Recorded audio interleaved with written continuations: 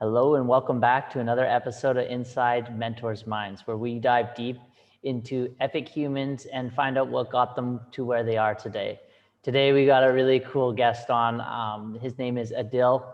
He's currently in London, based in Dubai. Adil, thank you for coming on. Thank you so much for inviting me, Matthew. Thank you so much. So, Adil, I came across your work, and a big word that stands out in your tagline is peace. Mm. Um, I see that that's something that is a part of your work.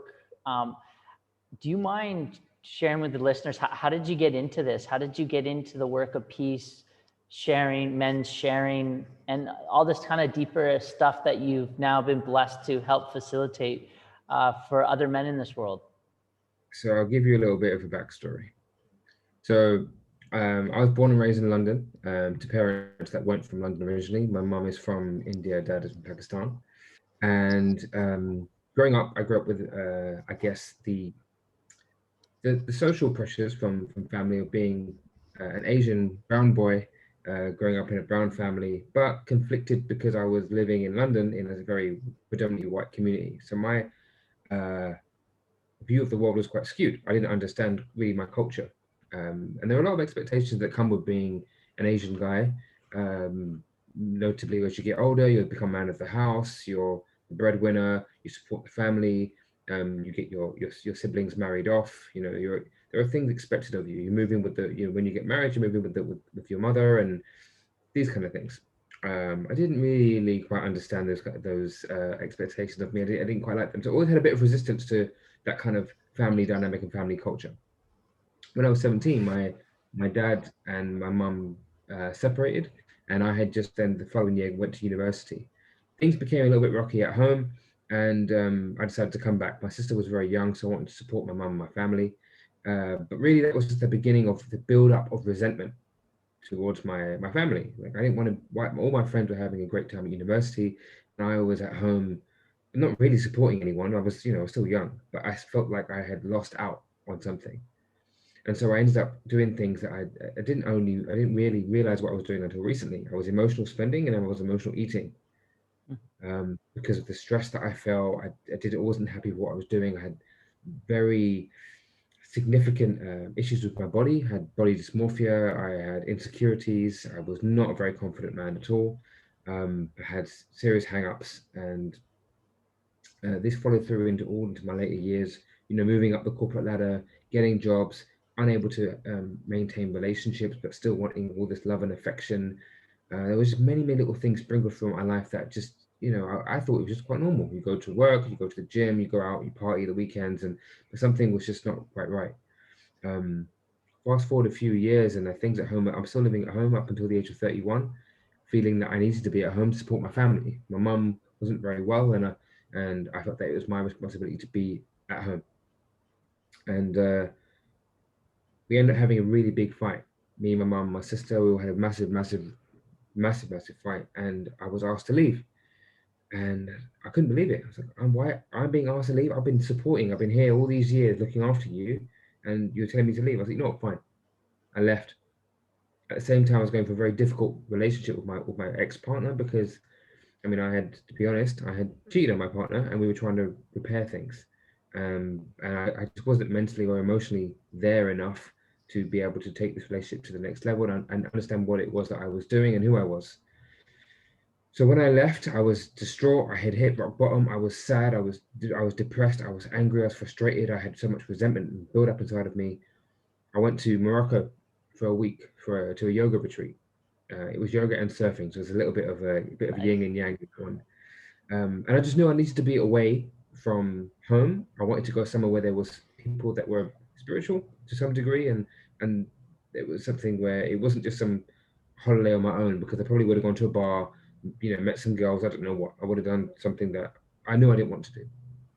But while I was in Morocco, I met this Reiki healer called Kate, a lovely lady, and she took me on a journey to understand my relationship with my mum. And what came out of that journey is like 2 to 3 hours of just role play, in terms of she took on the energy of my mother, and we talked through things. Like I talked to her as if she was my mum, and I've got a lot of things out of me that needed to be said that hadn't been said, and it was very cathartic, and it was healing. But one of the main things that she taught me was that you've been trying to parent your parent for so many years, but that's not the way that energy flows. Energy flows down, or your ancestors down to you and through you.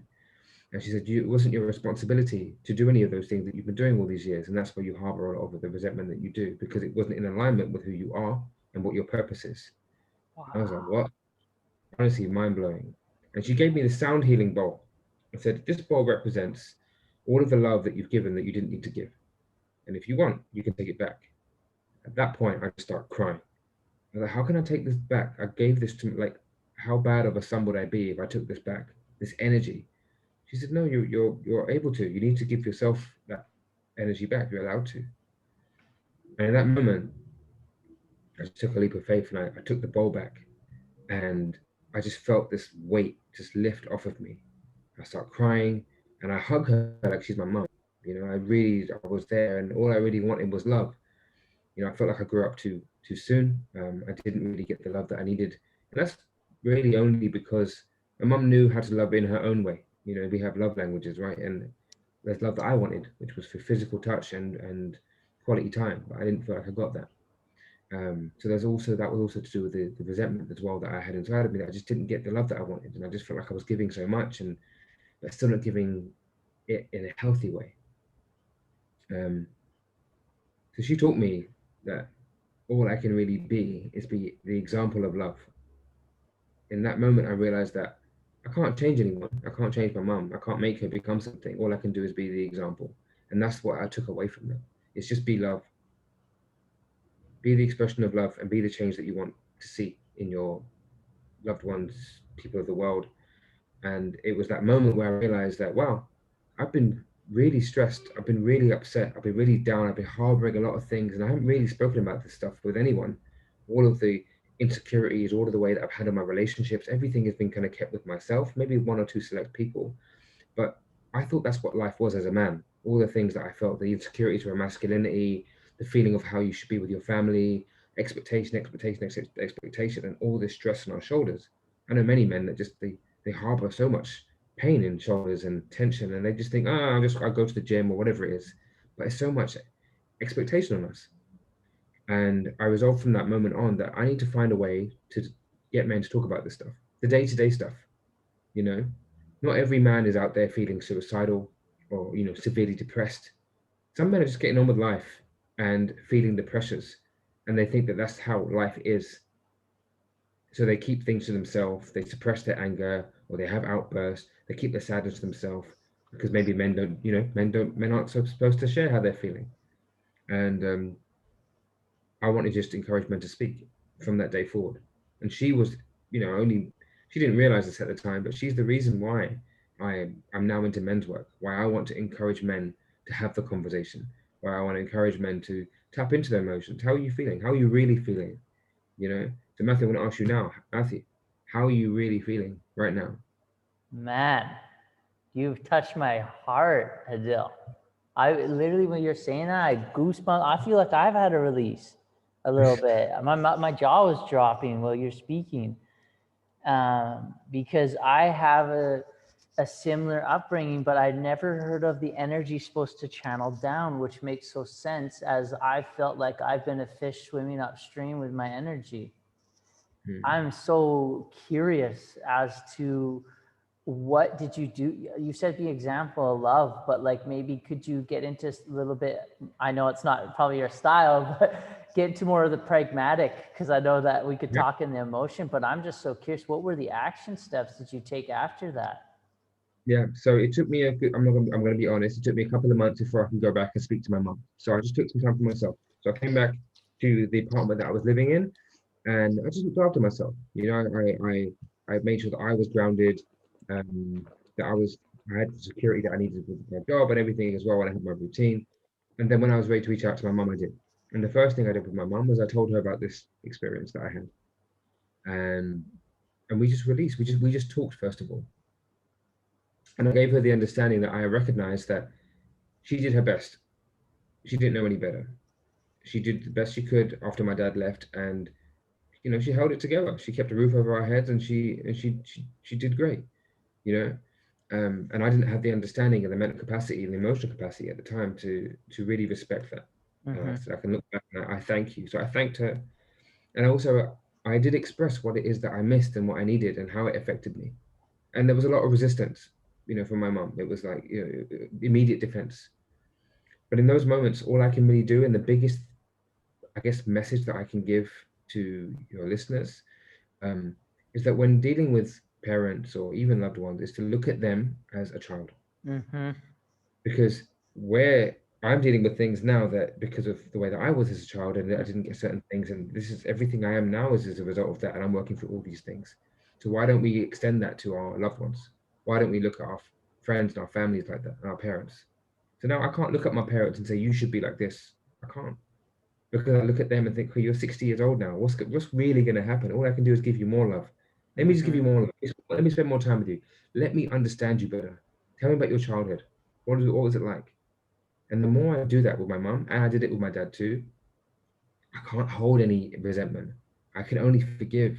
And I have forgiven both of my parents for the way that my upbringing was, or any disagreements that we had, or anything like that. Because how can we really judge them? How can we hold any of that towards them? You know, it's not easy for them to do the work now. We're young enough and we're aware enough and we're conscious enough to go and do the work. All we can do is be the example and just, turn the other cheek, or just be more compassionate. So my pragmatic way of working with them is just to be open-hearted. Where during lockdown last year, back when I was still in London, I was on furlough, so I was off work, and my dad was off work too. He's a bus driver, and so every day we'd go on a 5 kilometer walk near his house, and I used that as our therapy time. And I said, Dad, tell me a story. And he'd just tell me about his life. And the more he'd go into it, I'd understand him more and more and more. And realize that, wow, this man should technically be, a lot more jaded and a lot more angry and frustrated than he is. But he's not. And he has had some difficult times in it throughout his life. And I think he's done great. And when you understand the people that you're with that compassion, it just really helps build and nurture those relationships. That's been the most beautiful way for me to connect with my parents and to heal the wounds that they've sadly given me. And I can honestly say that the father wounds that I have and the mother wounds that I have they're on their way to really being repaired. Wow, that's so special, man. I'm Yeah, so happy for your healing and for your heart. I can feel it. I can feel the heart space in you and the peace in you. It's so great to experience. and that's Um, where the whole peace within comes from, because I feel that as men we internalize and we don't have peace. We're always thinking we need to be earning more, doing more, looking a particular way, pleasing someone, and not looking at our own peace. And then when we do look at our own peace, we're labeled as selfish. Sometimes we are selfish mhm. in the bad way and in the good way. Selfish is a good thing too. Um, but I think as men, we don't cut ourselves enough slack, and we don't give ourselves the opportunity to really find peace and to know what peace is and what it could be for us. And so we end up looking for it in all the wrong places. you know I definitely looked for it in women, because I just wanted to be nurtured. That's what I wanted. I wanted just to be loved and nurtured, and that's a mother wound. you know um and when it came to my ego and wanting to be like loved and adored by others, that was father wound, because I wanted him to tell me he's proud of me. uh you know so there are all these little things that I've started to understand about myself. I'm like, oh God, that's what it was. you know How good is that unlock when you figure it out, though? Hey, it's like a release, but then you have to here's the work. That's the bit. It's great to have that understanding, but then if you don't do the work afterwards, what's the point? This is so good. So I've got two questions. I'll ask the first one, I'll let you answer, and then ask the second one. All right. I heard this saying, and I'd be curious to hear what your thoughts are.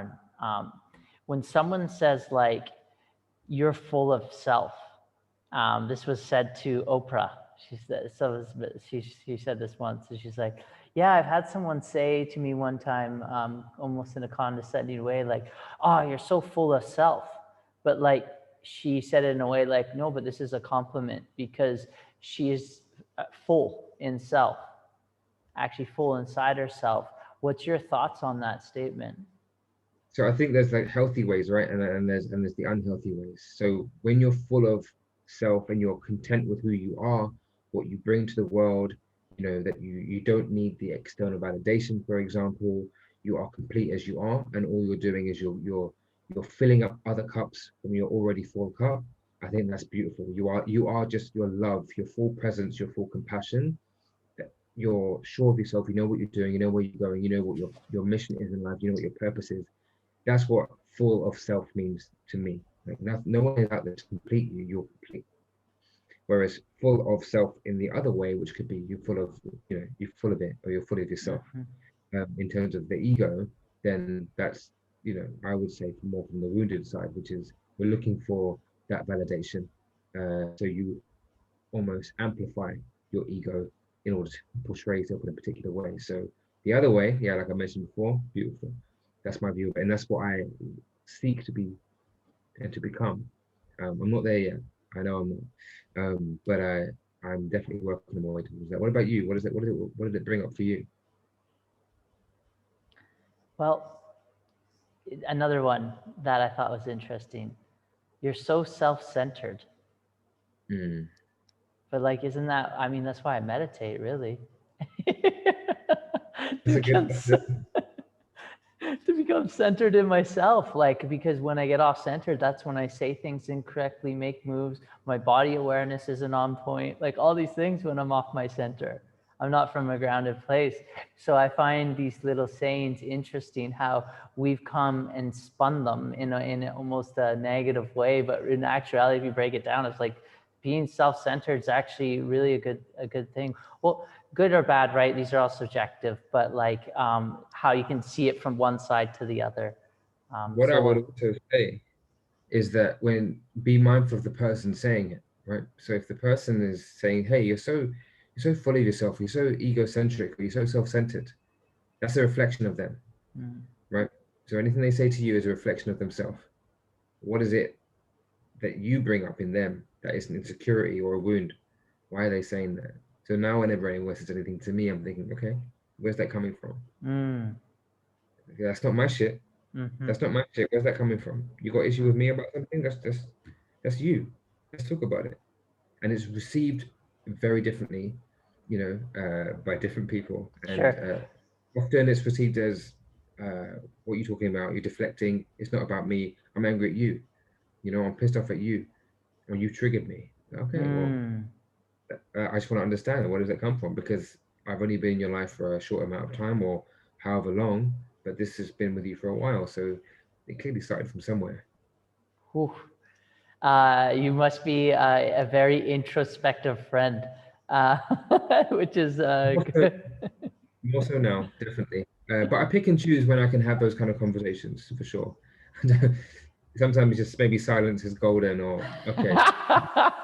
Have you learned that lesson over time? Because I'm sure when you first started, did you have the ability to zip it? I think I was quite aware from for a while, so I didn't really run into any trouble. But yeah, I'm just aware that it can also not be received openly all the time. I have so drastically learned that lesson to the highest levels. Like I've gotten that beaten in me now, so I can feel that space. But I'm glad that you've been able to navigate that without having to express it. I'm sure. I'll make mistakes from time to time, but we're human, right? So what's interesting, Adil, was I was a big partier and I was a surf dude. That's why when you said surf and spiritual retreat, I grew up in my all my early 20s chasing the waves. And Yes. so I had this ability, I was always just focused on jokes and having a good time. So like for some reason my expression was really received by the world. Like I didn't really have to consciously think about what I said most of the time. Like a lot of times my expression was received, and often it was reinforced by like laughs.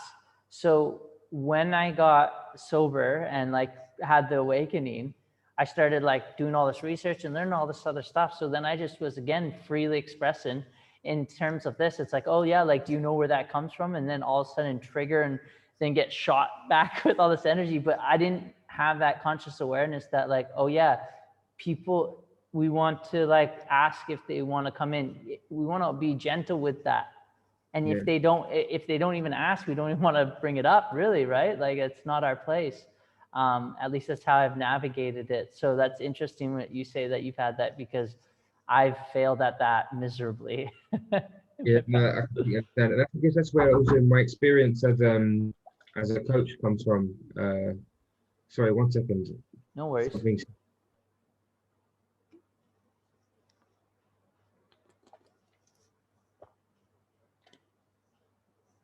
We are just taking a halftime break at this moment. While this moment is in the plug, I will do a quick plug on get your own peace in your own meditation. This was brought to you by The Peaceful Mind. I was just doing a commercial. Oh, okay. They just bought breakfast. So for anyone listening right now, I'm stuck in a quarantine hotel in London while I'm before I can go home to my family.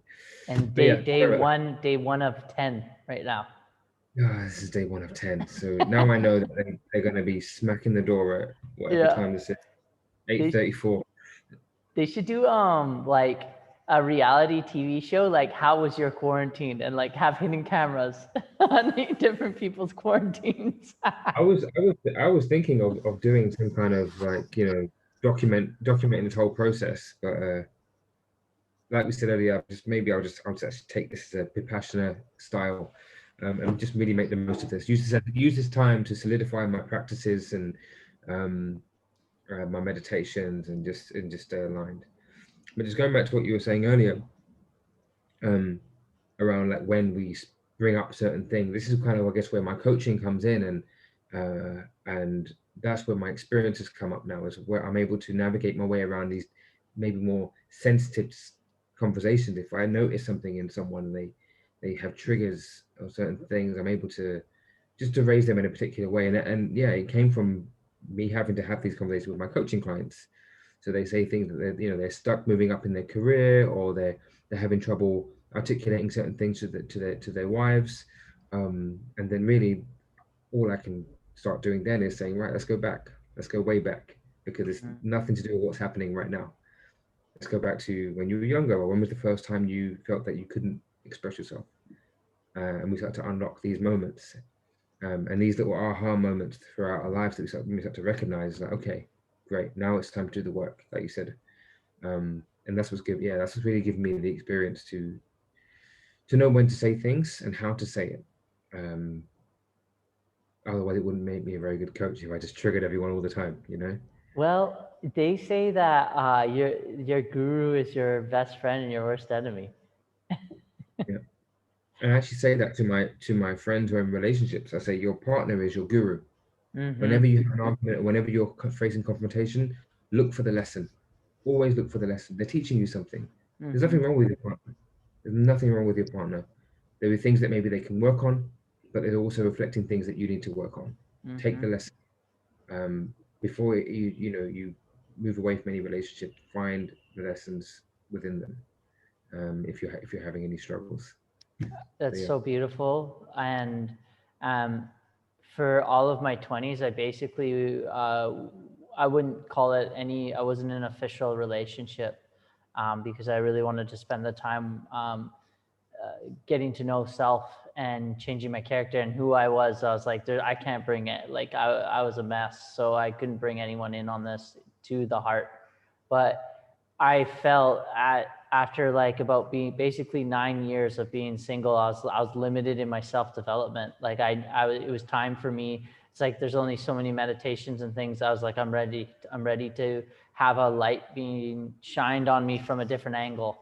And when you say this, that the mirror and that, it's like, man, it's so beautiful to have that interaction happen, and then actually, wait, let's pause and let's assess this. Let's look at this. Let's unpack this.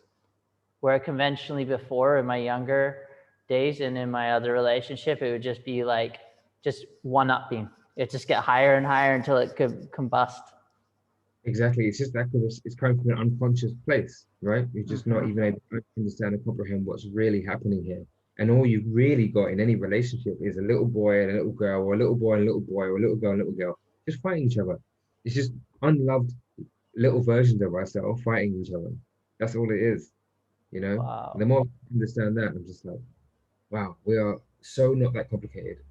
Our issues can be whittled down to when you were 5, you didn't get the love that you needed from your dad or your mum, or they left, or whatever it was, or you were shut down, or you faced abandonment, and therefore you face it when you're older. Or you seek unstable relationships because you're used to it. You don't feel like you deserve it, and it just continues and continues and continues. You know, self-sabotage, and then it moves on into your careers, and you're not moving up in the world, or you're not working on your business because it comes down to not feeling worthy. Look, it's just so many little intricacies that come together, and it just comes down to us being our little versions of ourselves.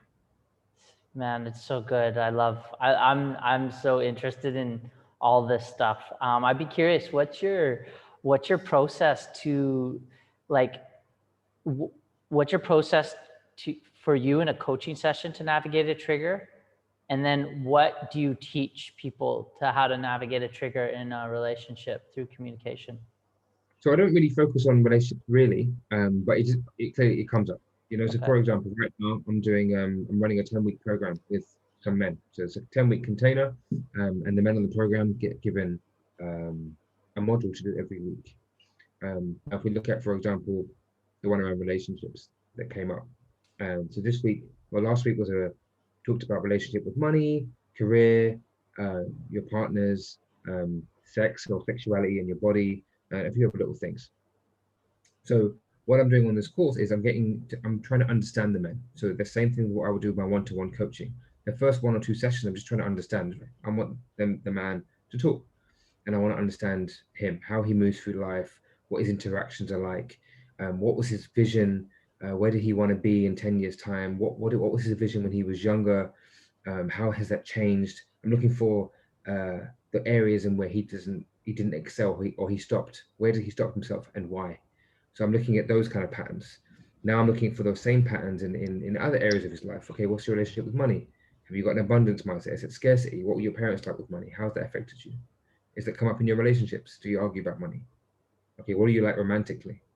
What kind of arguments do you have with your wife? How do you show up as a man in that relationship? What do you like with your friends? What kind of friend are you? And you start to notice little patterns. Maybe he doesn't speak up. He's afraid to really voice himself, and that pattern has now played out across the way he is at work, the way he is with his friends, the way he is with his partner. He's treading on eggshells. And okay, where did this come from? Now we look back. Now we work through that. And then what I try to work with my men on is, right, say I give them homework or life work as we call it, and say your task this week is to have this conversation with your partner. I want you to be able to bring up these kind of things, create a safe environment. Here's how you can do this. Here's some tools for the safe environment. You know, and just to come at it with an open heart. Get them to work on some meditation so that they can work on opening their heart space too. And you know, being able to face things like confrontation, for example, and say, right, let's not be afraid. A Mm-hmm. lot of the work that I do with them is just really leaning into fear. A Mm-hmm. lot of the time, we don't do things because we're just afraid, and you just need someone to give you a bit of a push. And I think that's where my work as a life coach comes from, or as a men's coach, is just to give that bit of a push, give them a safe space, allow them to speak up and say what's really on their mind. And the more they speak about it, the more it will embody them, and it will take over them, that they actually do want to work on these particular things. And then they can go ahead and do it with my guidance. And then we can just check in on a weekly basis, or if they need a quick call, then we can do that too. It's a beautiful journey. It's really nice to see how seeing men take decisions, or feeling more comfortable to say to their partner that, I just don't feel safe enough to talk to you about my body, or us in bed, about sexuality, for example. Huge thing for men. Performance anxiety. Hear it all the time. Mm-hmm. I've suffered the same thing myself. Man has to be ready all the time. Nope, that's not how it works. And a lot of men feel like they can't have that conversation with their wife, or even be able to say things like, "I want to try this." You know, if you ask a man what kind of porn he watches versus what he does with his woman, with his partner in bed, probably very different. But there's something there where that isn't explored. And it just comes to feeling safe and feeling like you've got a voice to be heard, you know.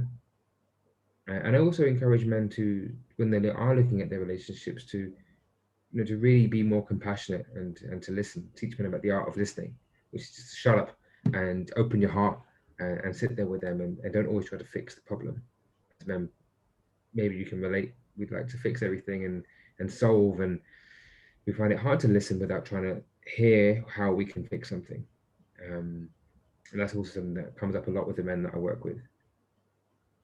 So what's your advice for men that are in the solving, and maybe more so for yourself, because as a coach or you're potentially constantly in that mode.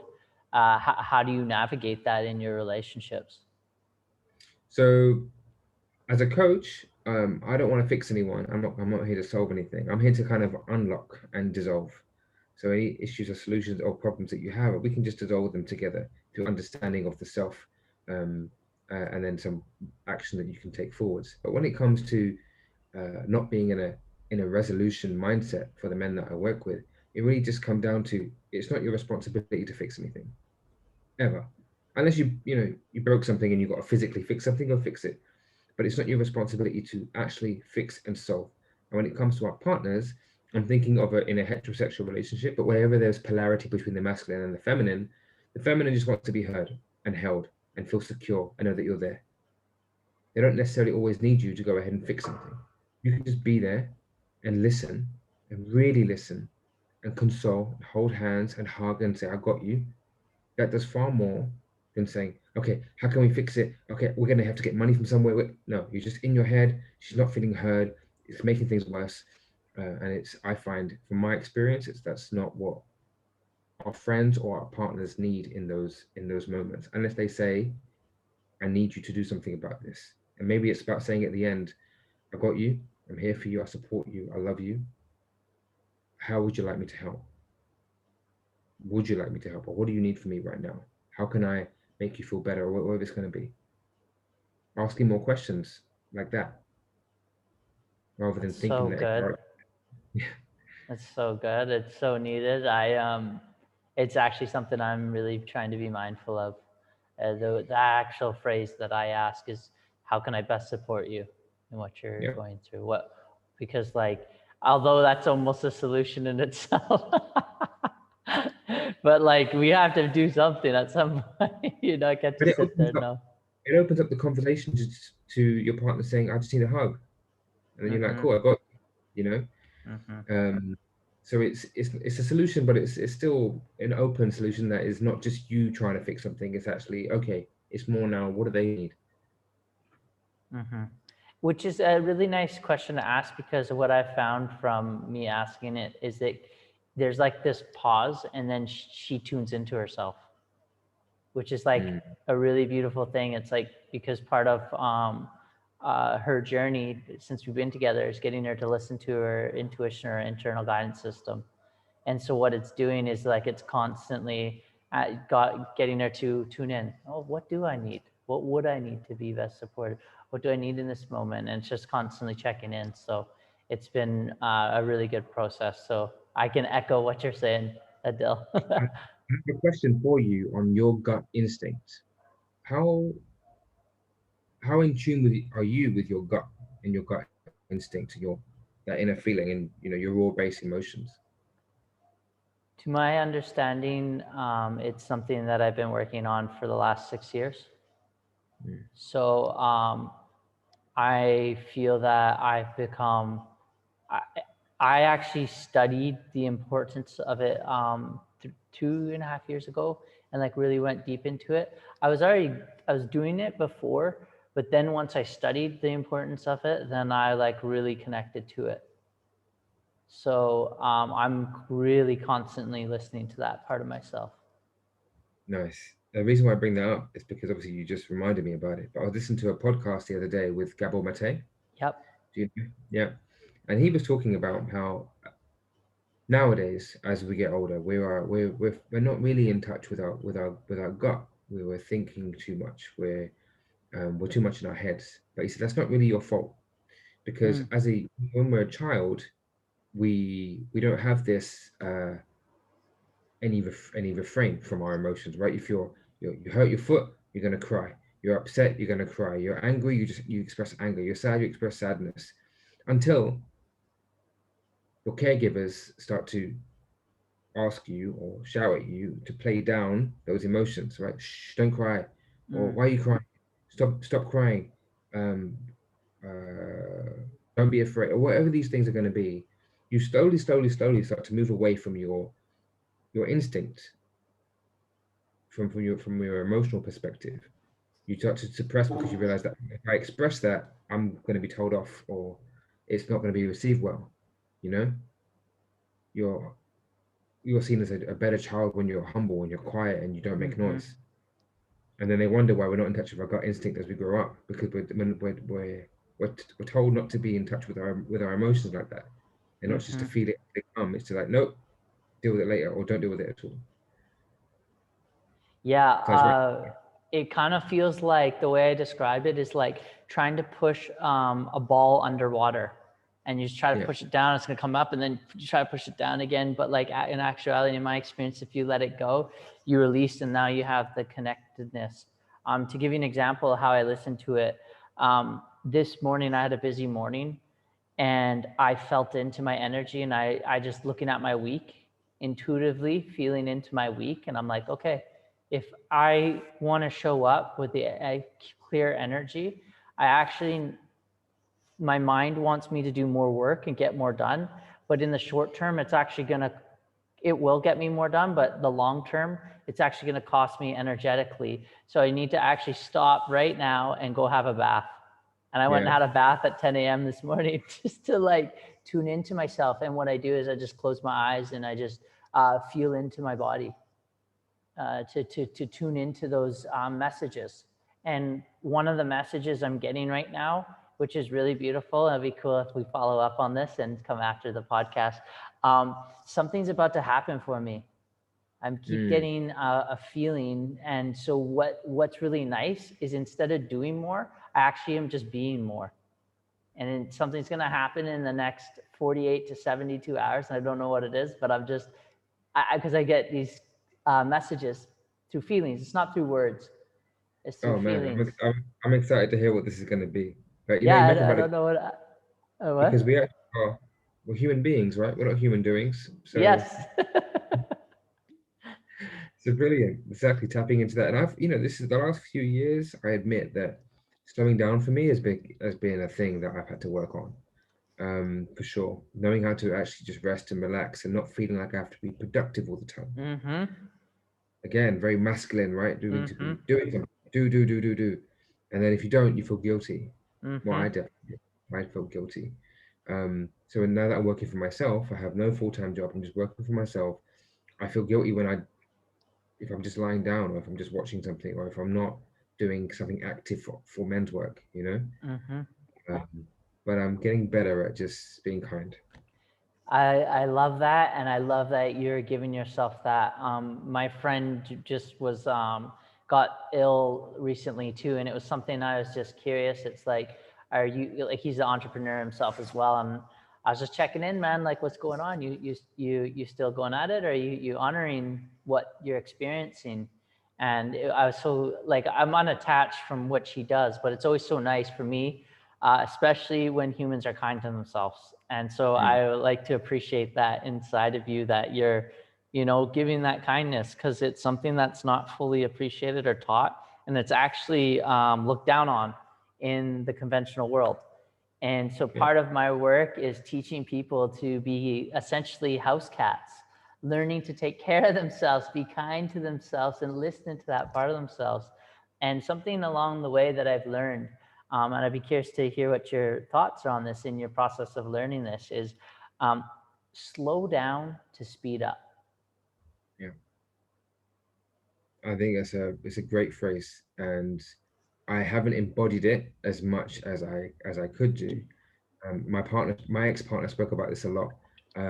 She was very much on the go all the time because she was a personal trainer, and it was like if you didn't do work, you wouldn't get clients, and Mm-hmm. she's very busy all the time. But she talked a lot about wanting to slow down and better her health, to just to bring the cortisol levels down, to just Mm-hmm. rest and relax, and then you will, boom, and I know it will happen, but it does come down to this generational patriarchal view and of masculinity that no, you just keep going till you die. Just hustle. Oh. Um, and this is the thing. I think us having this kind of conversation, being so frank and honest about things like this, is, and I hope will encourage men to just think a little bit differently, or feel a bit differently, and feel into their bodies. And how many men really take time to have a bath? Not many men. And 10 o'clock on a Tuesday. I mean, no better time, I say. But yeah, it hasn't got to be 7 p.m. after work with candles and Nah. and music and whatnot. I mean, maybe it can be, but I definitely had this view that baths aren't for guys when I was growing up. Like, men don't have baths, it's for women. And now I love a bath. It's Mm-hmm. sit and just enjoy it. And I can't sit for very long because I get really hot, but but I do love it. Oh man, I'm a 70-year-old woman in a young man's body.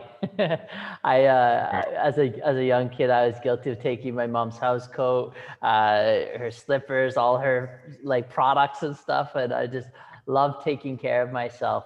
Thankfully, I was raised by a single mother, so I didn't have to be masculine or like what a typical masculine was, which took me a long time to start to learn what that was. So I feel like I had that ability to be like, when we talk about the space of feeling and expressing, like I had this open container to be that. Which I think is beautiful that you were actually enabled in that way. But I would love to hear a little bit more about your journey to masculinity. Okay, so Or first of all, it starts off with being afraid of men. So I was so afraid of my grandfather. I was terribly afraid of my uncle. Oh my God, I was afraid of my uncle.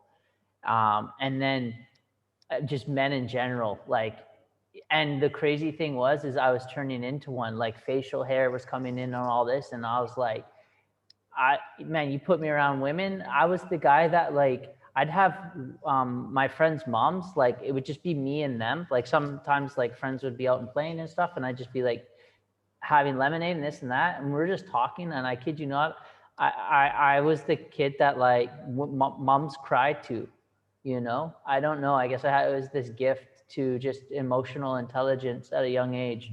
So becoming a man was really scary and confusing. And the challenge was is I had no framework because I was raised, or my dad got in a drunk driving accident when I was 6 years old, and then left for 18. I didn't meet him back till about like 18 years later.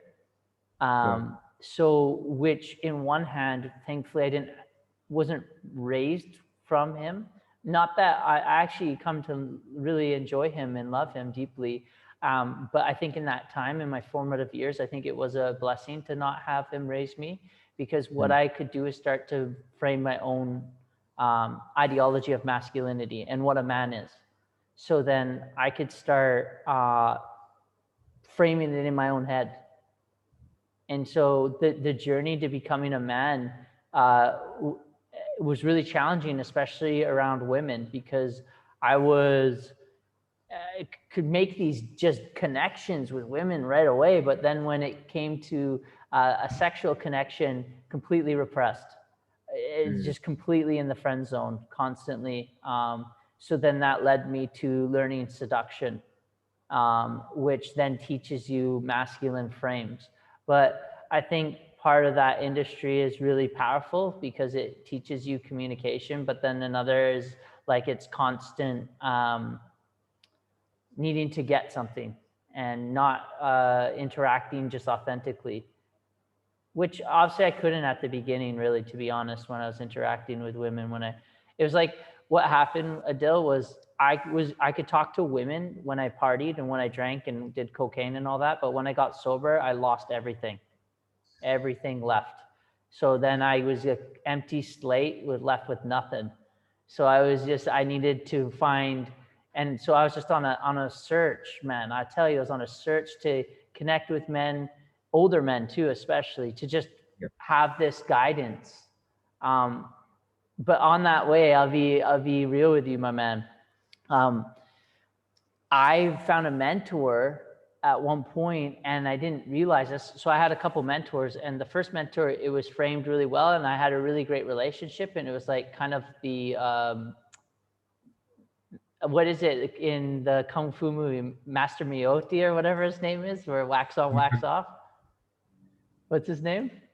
Mr. Miyagi. Mr. Miyagi. Yeah, it was really like authentic, and I was like, yeah, feeling it was really good. And then the next mentor, which didn't bother me, I had no problem with his sexuality.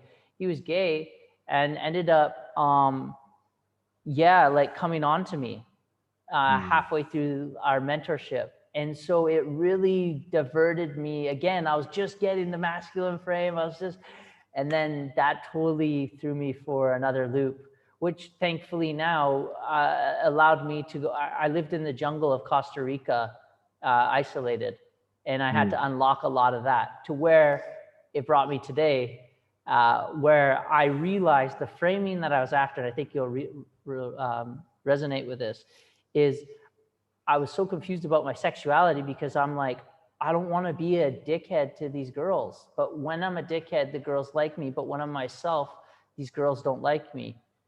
But like, it doesn't feel good being like this. And then also, it doesn't feel good treating men like this. Like, but this is how they interact, but it's not me. But like, typically speaking, other men that are like me are that I've come across are interested in other men, and I'm into women. Not that that's anything wrong. I'm just a really accepting human. But what I framed, in which gave me great salvation, this was when it aligned, was when I was in the jungle. Oh, I'm just after peace. I'm just a peaceful man. I'm just a man heading towards peace. That's all it is. It's not I like this or I like that. It's just my heart's yearning for peace. Yeah. And so that's where my framing is at now within masculinity. What's your observation on that? I'd love to hear your. No, it's just interesting. So, spoken to a lot of men that have faced similar situations or similar feelings on detachment towards the masculine, which have come from many reasons. Detachment from the father, or growing up homosexual, for example, and feeling alienated from the family and what masculinity is, not being able to be their true self around other men because maybe their friends are heterosexual and they're homosexual, or just not feeling manly enough. Like I didn't feel manly when I was growing up because my dad was very tough. He was very much a you got to fight your way through everything.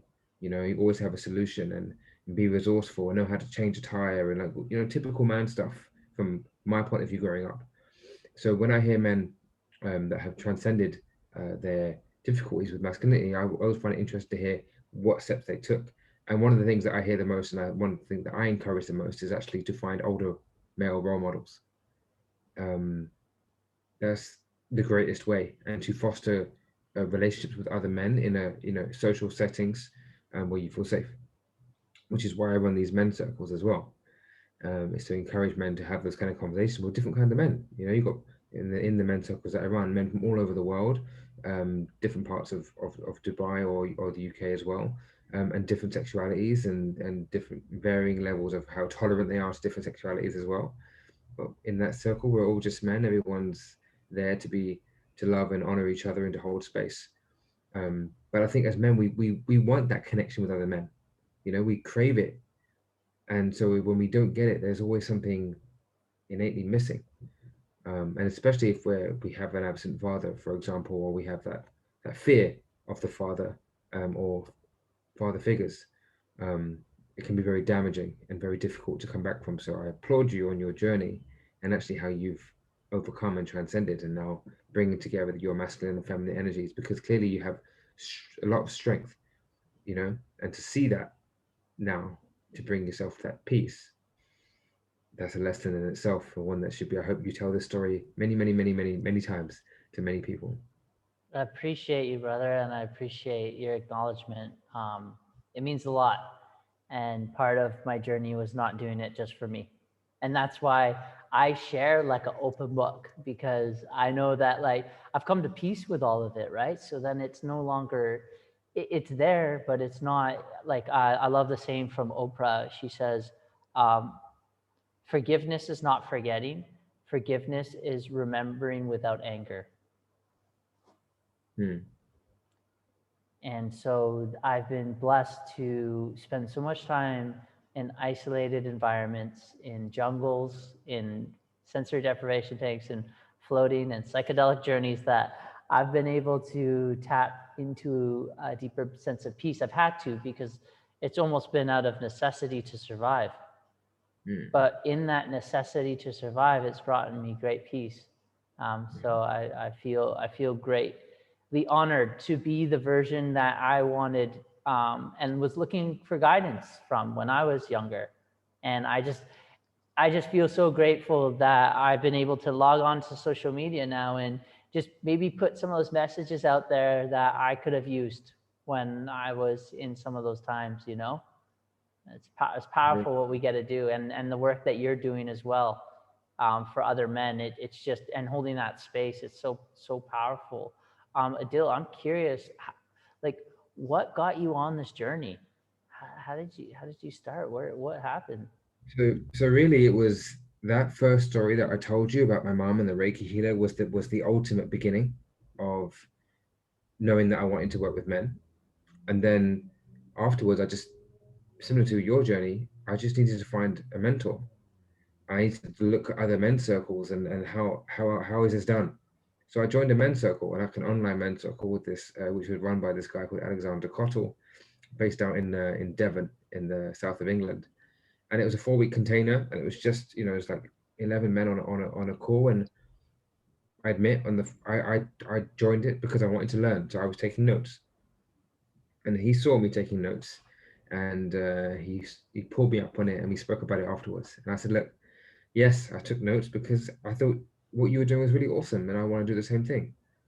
And I look to you as actually as a teacher, as a guru. I'm not just trying to take your shit and run. I actually want to learn. And his whole thing changed. He was like, oh, okay, cool. Just he said, just be mindful, and you'll learn along the way, but just be present in the group. And I did. And these sharing circles became so powerful. Every week I was scared to turn up. But after each session, it was like around 2 hours long, when these men share such powerful, deep things, things they're going through in their life, and we just connected with each other. Nothing was really like, there was no solutions, there was no fixing, there was no nothing. We could only speak from a place of I, but it was so healing, just for each other, just to be heard. And then it was almost solidifying that, yes, I'm on the right path, I'm doing the right thing. And then I started my own men's circle just with friends. I said, guys, this is what I'm doing. Here's my Zoom link. Join it if you want to join it.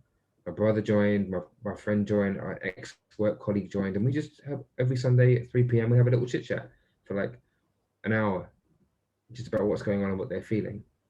And then the little shared stories, and the most healing moment in these circles is when there's the, oh, me too. Mm, I've been through. And when suddenly when you feel like you're not alone, you just mm-hmm. feel like you just feel happier. You just feel like, oh, okay, I'm not the only one going through this. Yeah. You know? And that's again, so these things were happening. I was like, okay, I need to take this forward. And then I was doing it, and I was working for this company that I didn't really want to work at anymore, and it wasn't going too well.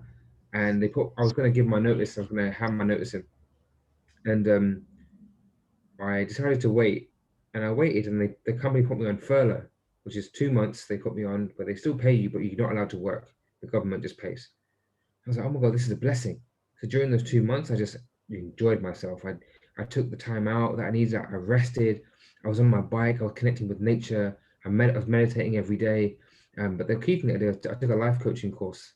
Well, let me just start doing some of this stuff, and let's start understanding more about this. And I realized that the life coaching course was actually kind of bullshit, because I'm already doing and everything anyway Mm, that this is telling me to do. Like, I've just got it inside of me. mm-hmm. Um, and then when I go back to work, I was gonna give my notice and say, I don't want to work anymore. I want to get rid of this company. I want to work for myself and just focus on this stuff.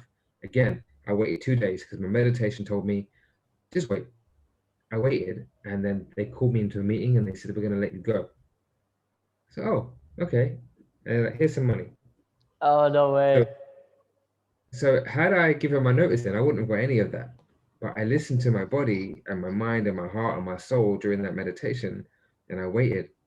And I just knew, again, all these things were clicking into place for me to be in a place where I could do this.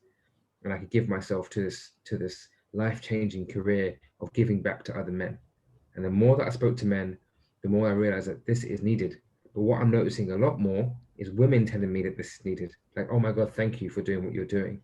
There needs to be more men out there, because more men need to wake up and be conscious and become aware of their emotions. So I'm getting a lot of women message me, a lot of feedback from them. I'm getting more engagement with women than I am with men, sadly, but it is what it is. Hopefully through the women, men will come. And that's where some of the relationship stuff has come up too, where women have been asking me, like, I'm going through this with my partner, like, what could be going on? And so I'm finding another little niche that I could potentially be working on here. But mainly I want to focus on working with men. And I've just started coaching this kid. It's a 15-year-old boy. I'm working with him on just really just being grateful and mindful and happy at the moment. But it's something I didn't expect to be doing. And it's so rewarding working with this guy, this kid, this young, talented man, and just helping to shape his future.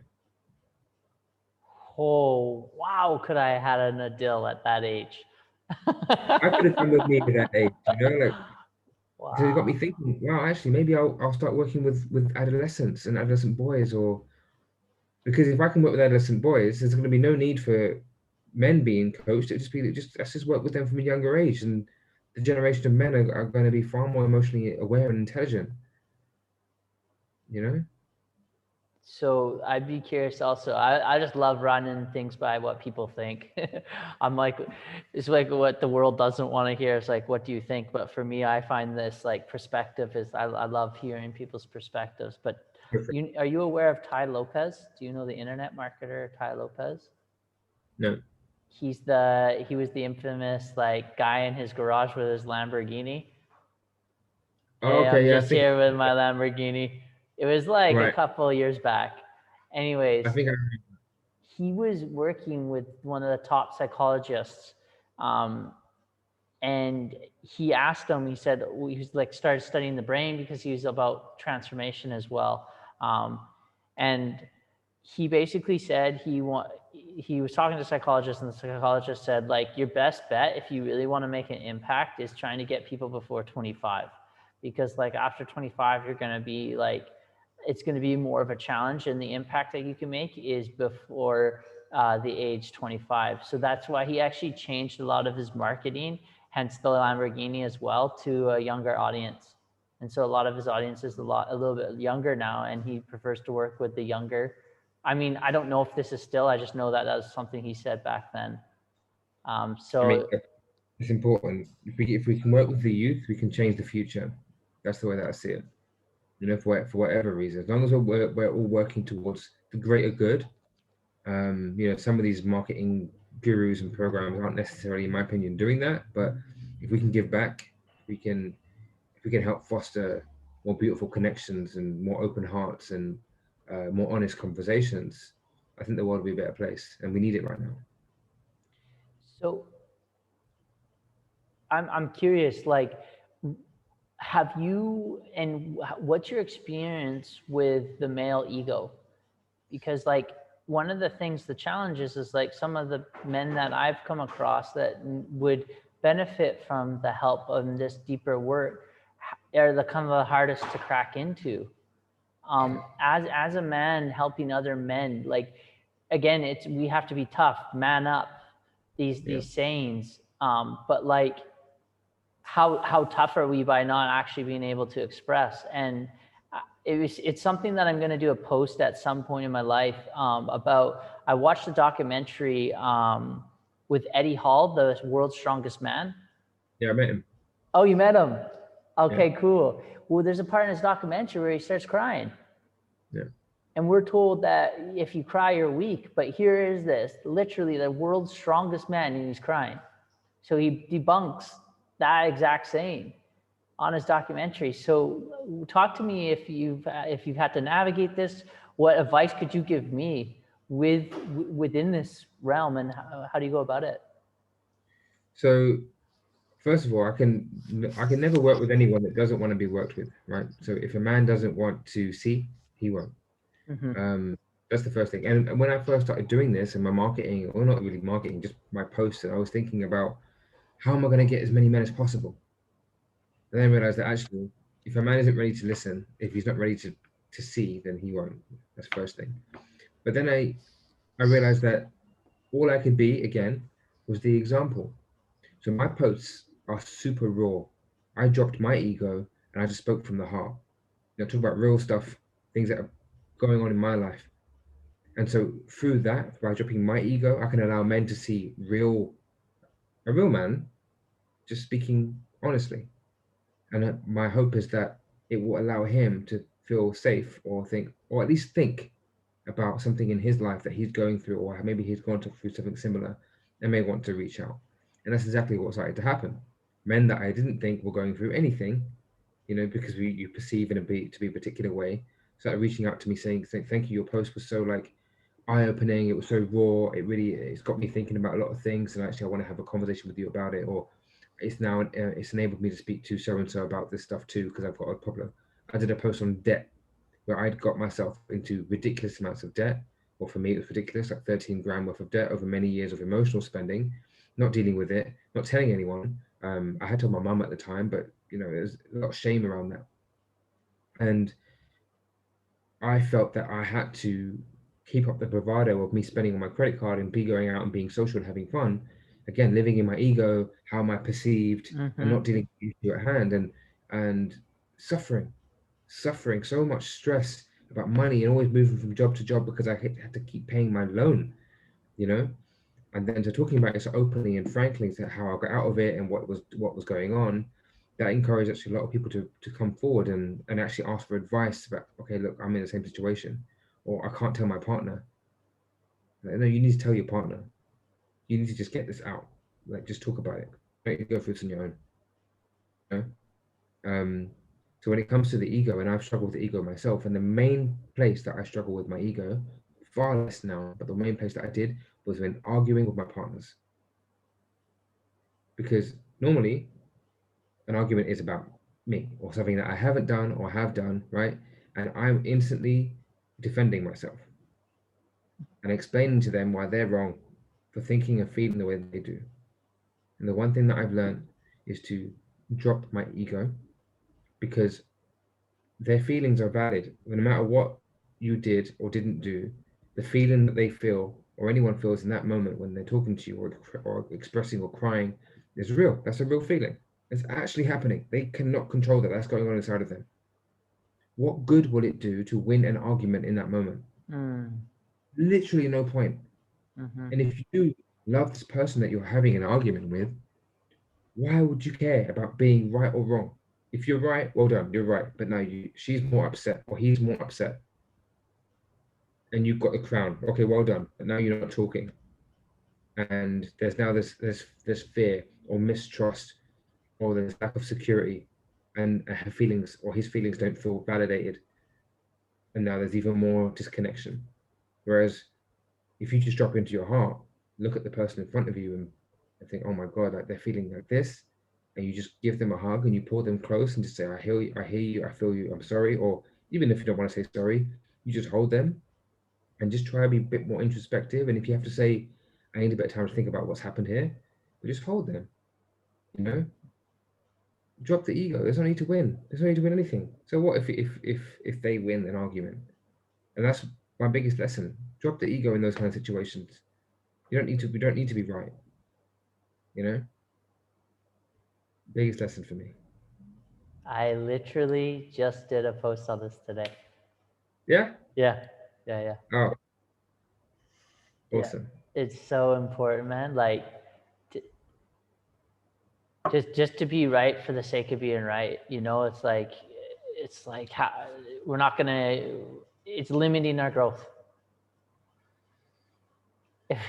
Just to be right, just to like be right, to be right at the cost of being people wrong, just to be right. It's like, Oh man, that's challenging energy, you know. But I understand, and I can feel inside myself also at moments. But yeah, congratulations for becoming aware of that, Adil. That's a really great one to become aware of. And it's not always easy. Like I do fall down from time to time as well. But as soon as I can catch it, okay, I just try my best to catch it. So it's important. I'm not in a relationship right now, so it's much easier. I've only got to worry about. But definitely, my last relationship taught me a lot. A lot of reflections, a lot of mirror, a lot of shadow in myself, and yeah, a lot of lessons. It's beautiful, beautiful relationship. That's awesome. So we're just about coming towards the end. There's two more parts that I'd like to do. But before we get to the last part, is there anything today that's on your heart that we haven't covered or talked about in this moment? I think the main thing is just to, I guess, reflect and to encourage our listeners, especially for the men that are listening, uh, that mental health for men doesn't necessarily have to be something so clinical or something diagnosed. It can just be something as simple as feeling a little bit stressed and not being able to speak up about what you're thinking or feeling, or feeling alone. Just it could be anything small. It doesn't have to be something huge. And all I would really want to encourage is for men to just start the conversation. Let's get the conversation started. This little tagline that I have, and that's that's really all we need is a proper conversation. I've had conversation with friends in the past where I tried to bring up something a little bit deep, and it doesn't land, and it's like, oh, why are you trying to change the mood, or something? But if you really think, if you really are going through something, tell someone. One conversation can change your life, and it's good to share. And if anyone wants to reach out to me, then more than welcome to. I'll be happy to talk to anyone. That's amazing. Um, I remember I went to this seminar, and he said 4 to 1 men commit suicide to women, and Yep. it's because we don't have anyone to talk to. Yeah. Or we do, but we don't think we do. Right. Yes. Yes. We think that, again, it's the societal pressures of that we shouldn't speak up, but we know that isn't the truth. And like we said earlier as well, like, what is real strength anyway? Silent, strong, silent type. No, they're the ones that actually end up committing suicide. And that energy just hardens in the chest because this thing needs to come out, and it's just being repressed in there. And it's tough. It's tough in the chest there. That's why I literally went and had a bath this morning, just to feel in and let it go. And then I become in a much better state of myself, and then better for the world, as Exactly. well. So yeah. So what I like to do now is I ask all my guests this. It's like a kind of like a similar questions to all of them at the end, Okay. and answer them as you please. So first of all, other than the basic apps like Instagram, YouTube, and your search engines, what is your favorite app on your phone? To be honest, at the moment, it's Coinbase because I'm trading cryptocurrency. Okay, you're on the crypto train. Nice one. Like, yeah. Everyone you speak to these days is trading something. But yeah, so I'm on Coinbase quite often, just checking out how things are doing. So that's the app of that's the flavor of the month at the moment. Okay, Coinbase. What's your most gifted book? There's two. There's The Alchemist by Paulo Coelho, Nice. and The Prophet by Khalil Gibran. The Prophet. Yeah. So this book is like a collection of prose. It's telling a story. To like, this guy's talking to these people, and it's on every page is a different topic, like family, love, marriage, friendship, clothing, work, and it's written so beautifully. I encourage you to get this book and to read it, or to find it online and to read some of the verses. It's just beautifully written, and it's not a very long book at all. It's like literally like a little poem, and it gives just great perspective on how we can live our life in a beautiful way in these different areas. You know, like for example, it's a very old book, but even on the topic of marriage, talks about how, you know, you are two cups, and it's something we talk about now. Like, oh, fill up your cup before you can fill up others. And this guy, 1400 is or 1500 AD, writing this book, and it's talking about things like this, like, you know, you're whole as you are, and when you come together as two full beings. And I love those kind of messages, and you know, yeah, it's a beautiful book. And the Alchemist is just an amazing story.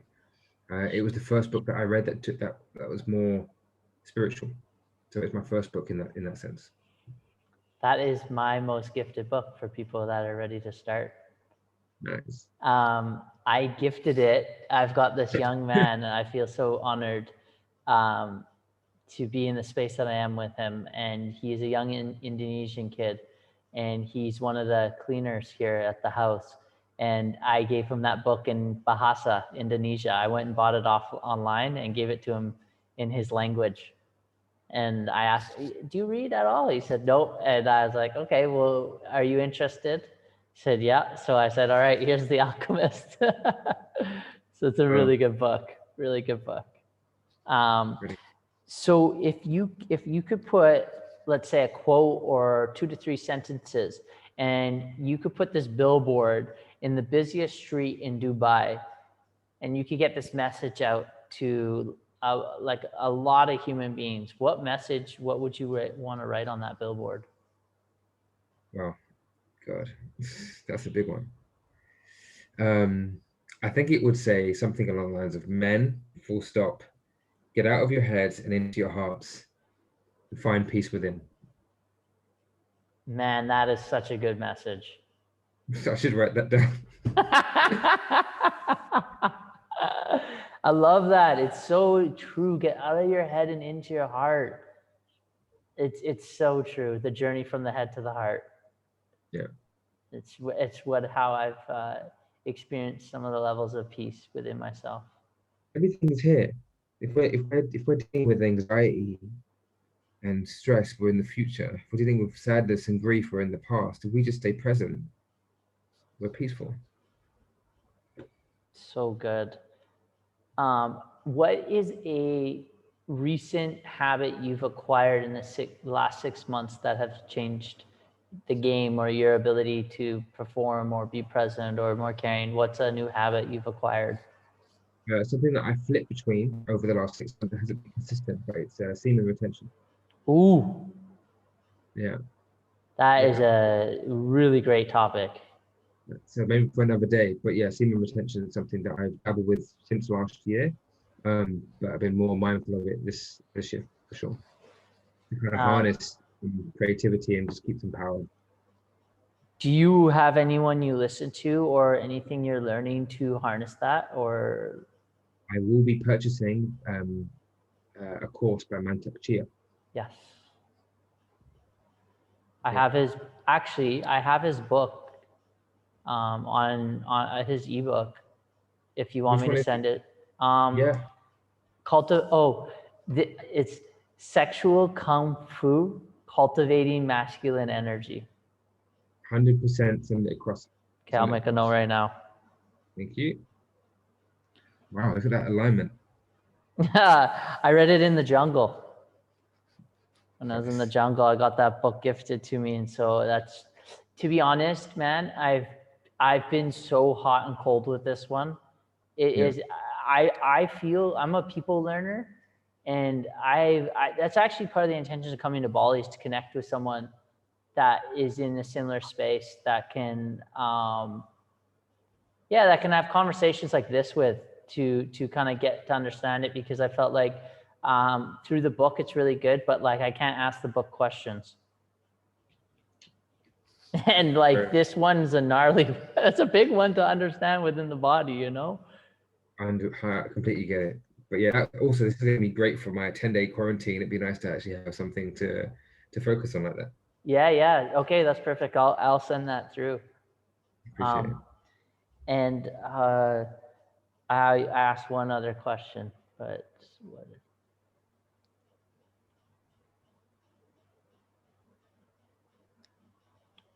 Oh yeah. if if you could bring one thing on an island and it can't be your phone, what would you bring with you if you could only bring one thing? Oh, I have this harmonica. Um, I can't play the harmonica, but I like the way it sounds. So I just sit there and go, "Ah," just make some.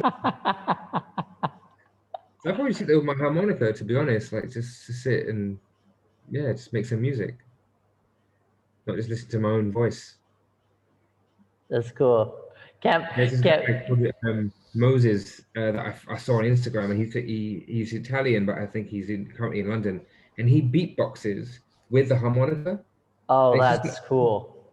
unreal sound, and it's beautiful. He's really talented with the harmonica, but mixing it with the beatboxing, and that he inspired me. I was like, great, I'm buying a harmonica, and I just bought it one online, and I just make noise.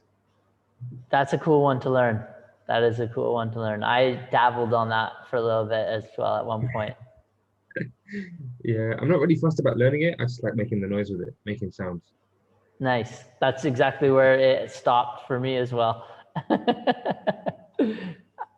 All right, Adil, I appreciate your time. Thank you so much for sharing and dropping in. And most importantly, thank you for being you inside yourself and just being honest. I can feel your peace, your genuinity, and I want to acknowledge you for the work you're doing for other men in this world. It's something that I aspire to do and be is it shows the true development of a man that can be a facilitator or a leader of other men. So you've really, I can feel that you've really come a far way, and you're gonna climb to some great heights with what you're doing, man. How can anyone connect with you or get to know about you more or your services? Yeah. First of all, just thank you for the opportunity. Thank you for the time, your amazing questions, and just um, your presence. So I really, really appreciate that. And I'm looking forward to talking again for sure.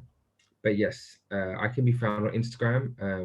The Instagram handle is Adil Coaches Men, and my website is notjustaman.co.uk. So this is more information about me on there, and a bit more information about my coaching. But those are really the two main places that I can be found. Awesome, man. Well, this was such an insightful conversation, and I feel that, yeah, I got to access a part of myself that I only normally get to talk to and access with women on this show. So it's nice to feel the space of myself with you. Brilliant. So yes, again for the listeners, thanks again for tuning in, and this was another episode of Inside Mentors Minds. All right, take care, everyone. Thank you. See ya.